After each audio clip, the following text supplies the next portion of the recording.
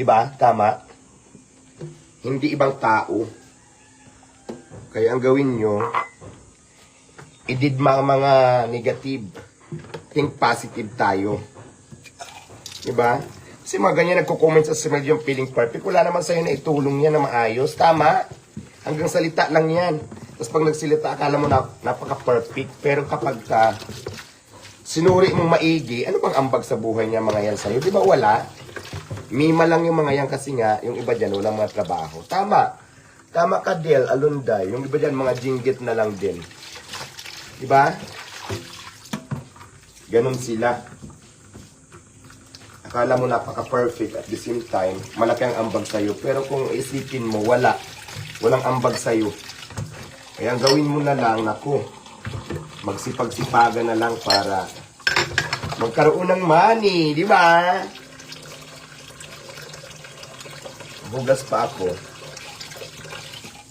Kasi sa bandang huli talaga, sa umpisa, hindi naman basher ang mag-aangat sa'yo. Sarili mo pa rin, diskarte mo pa rin yung gagawa ng paraan para makakain ka at para magkapira ka at para ma-shoulder mo lahat ng pangailangan mo sa buhay. Hindi sila.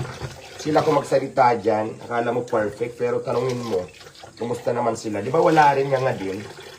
Kaya super did ma talaga ako sa basher kasi wala talaga silang ambag.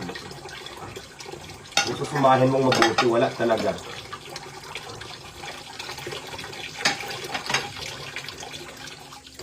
Yung mga yan, nag-aabang yan ng pagbagsak ng isang tao kasi tuwang-tuwa yan sila. Ganon ang mga taong inggitera.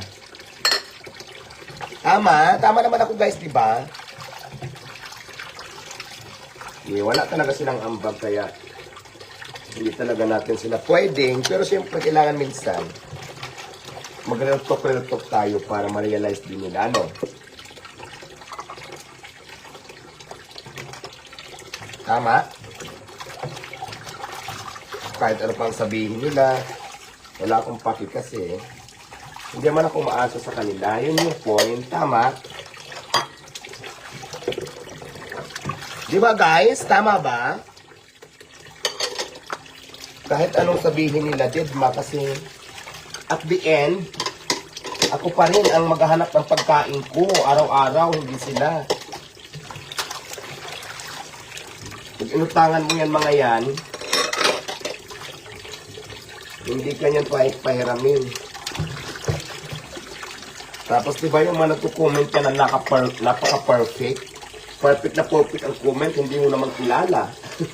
Hindi mo pa sila nakasama, diba?